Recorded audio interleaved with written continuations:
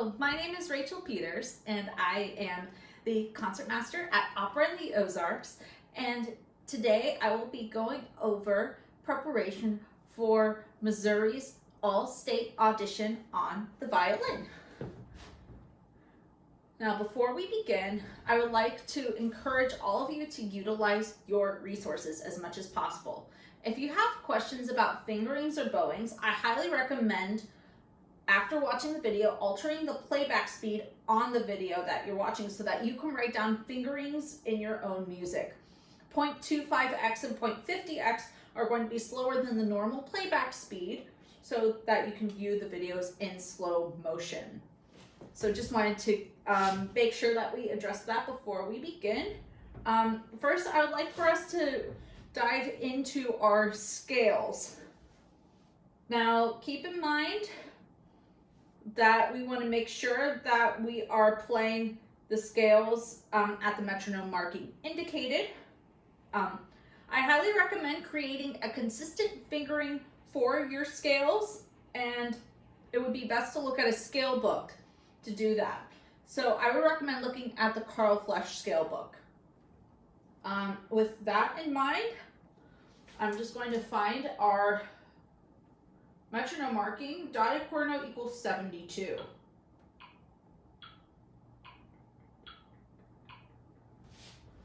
And so this is what the B flat major 3-octave scale should sound like.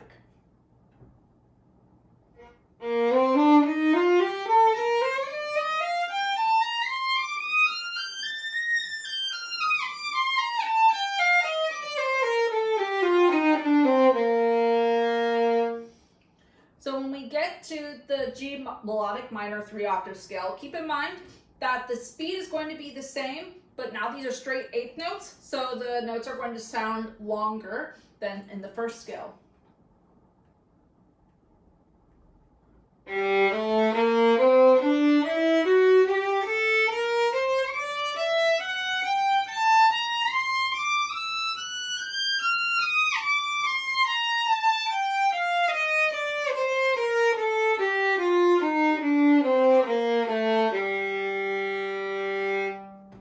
If you would like another fingering recommendation, here's another fingering for the G melodic minor 3-octave scale.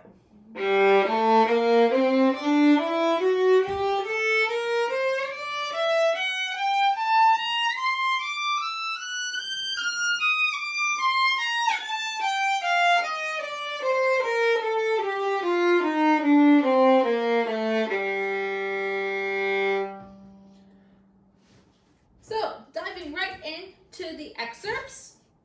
The first excerpt being Mendelssohn's Symphony No. 3, first movement. Two concepts to bring up. First is the tempo. Make sure that we are maintaining a consistent speed from beginning to end. I'd say the second thing that we want to address is that most of the excerpt is pianissimo. We have to be very quiet. So I think that whoever's going to be listening to this is going to be looking for control of your consistent speed and also making sure that you're not increasing in volume.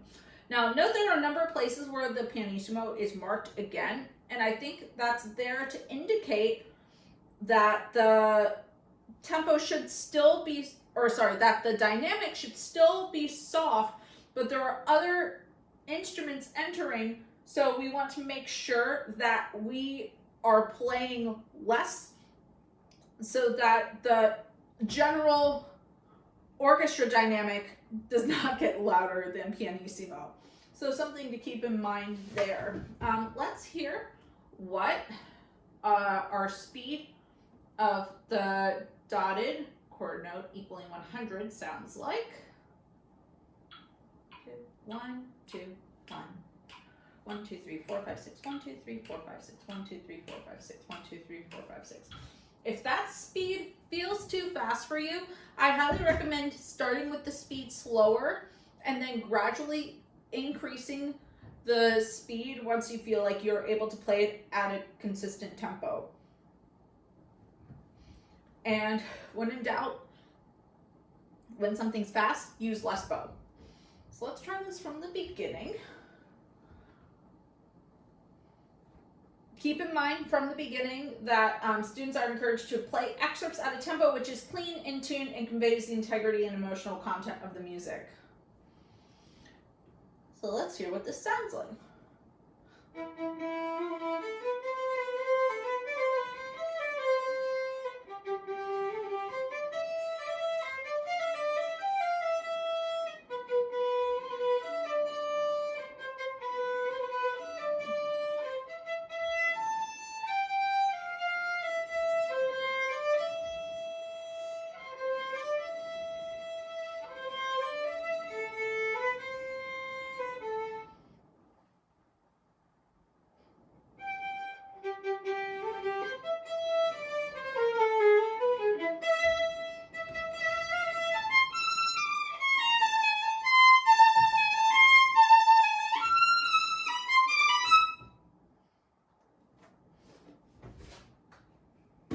So, as you can see, I kept mostly pianissimo throughout that excerpt.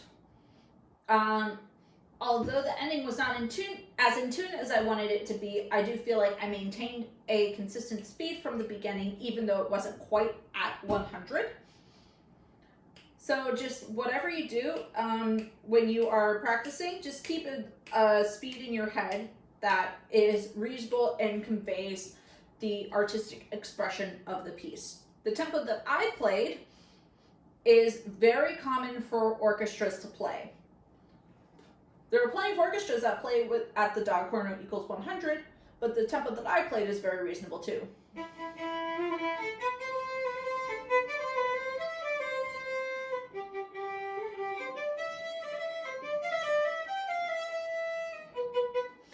So just keep that in mind as you're going through and practicing your excerpts. So moving on to the Smetana, Overture to the Bartered Bride. So this excerpt is very fast. It's very important to keep track of the counting in line 2 on the rests. This is where a lot of students will fall into a trap, not counting all the quarter note rests.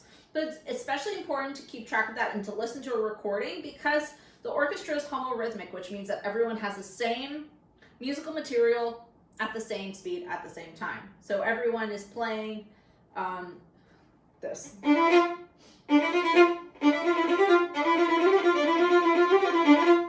Right, so that whole second line pretty much is what everyone in the orchestra, all 80 musicians, are playing at the same time.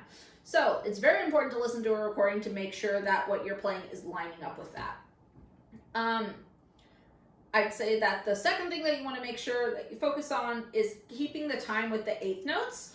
Other instrument groups hop onto our eighth note train in the last couple of lines. So this is the start of something called a fugue. The second violins are playing by themselves at the start of the third line, the second measure.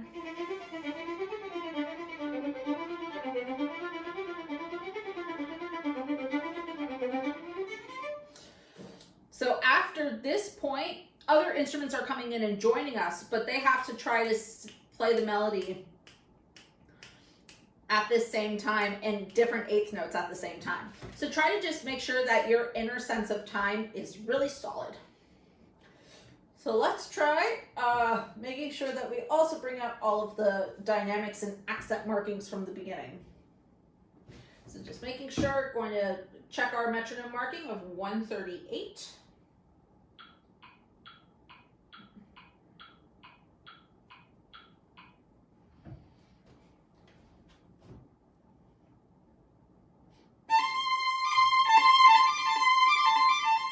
Oh no! I'm going to try that again at a slightly slower tempo so that I can better keep track of the time.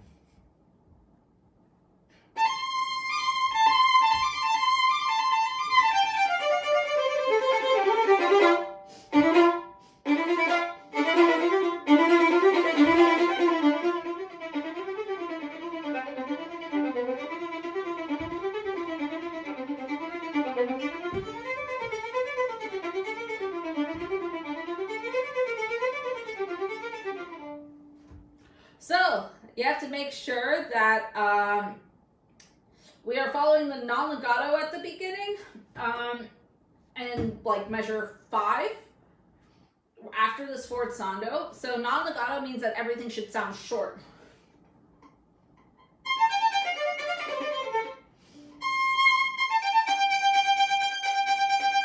Try to see if you're able to make the notes as short as possible, even though they're fast.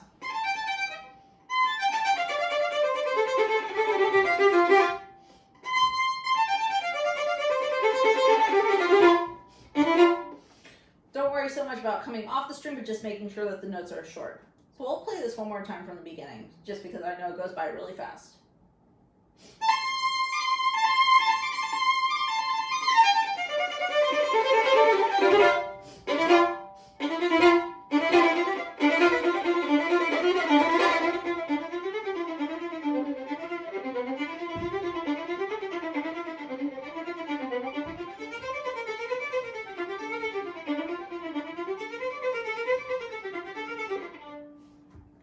So the speed that I played, although it's slower than 138, I played about 128, and that's the speed that most professional orchestras play it at. So I would not be discouraged from not reaching that tempo. I think something like 114 is very reasonable, as long as you are still able to maintain the quality of sound and the attitude of the excerpt, then I think that doing a slower speed is okay here. So for our final excerpt, let's start symphony number 35, first movement. The first tip that I would like to give you is to make sure you're listening to recordings of your excerpts, because the tempo indication is incorrect at the beginning. You'll notice that the tempo indication is 144 for the half note.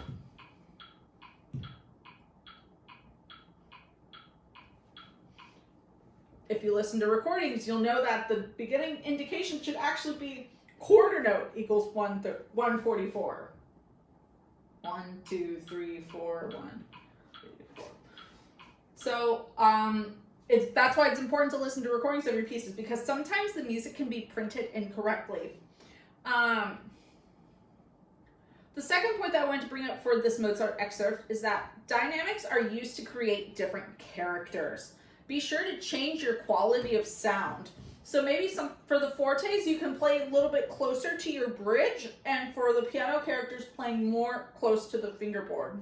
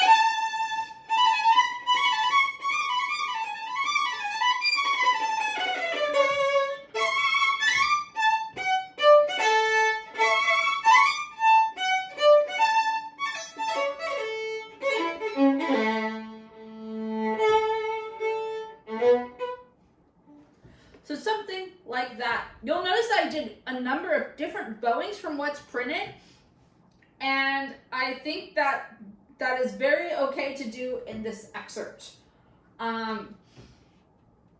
There's always going to be different renditions, different styles of bowings, and especially in these measures where we have 4 beats under 1 bow.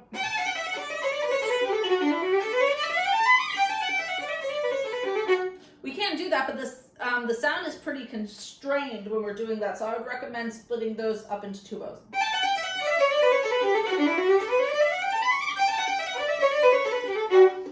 So keeping that in mind. Also, when we get to the second line from the end, I do not think you have to play all of the double stops.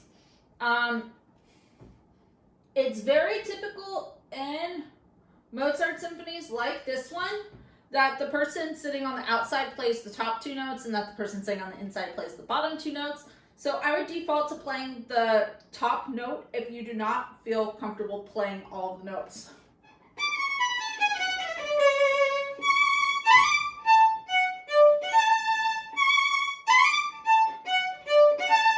So just keep that in mind as you're preparing this. Don't worry about playing all three notes on the up bow, even though I did. So just some general tips for preparing for All-State. I would like to talk about access to sheet music. I would highly recommend that when looking for scales, when you're, if you have any questions about what's supposed to be happening in the excerpt, things that you have questions about when you're listening to a recording, it's great to be able to access the music and to not necessarily have to pay for it, because a lot of sheet music costs a lot of money. So I would highly recommend utilizing the resource called imslp.org. The Petrucci Music Library is a wonderful resource where you can access PDFs of etude books, scale books, orchestral scores, even the original violin parts of the music that you're preparing. As long as it was published at least 50 years ago, these publishings are public domain, so they are free and safe to use. Most All-State etude scale books are available on this website. I would also just pay close attention to the edition that is provided for your All-State auditions. It's important to play music from the correct edition. You don't have to worry about that so much for your specific All-State audition because you're using scales and orchestral music that is provided. But I would highly recommend, since there are different things, like with your tempo markings, to go ahead and double check the edition that's available on imslp.org to make sure that all of the tempos are consistent with what's in your provided excerpts. My top tip for All-State preparation is making sure that you prepare everything.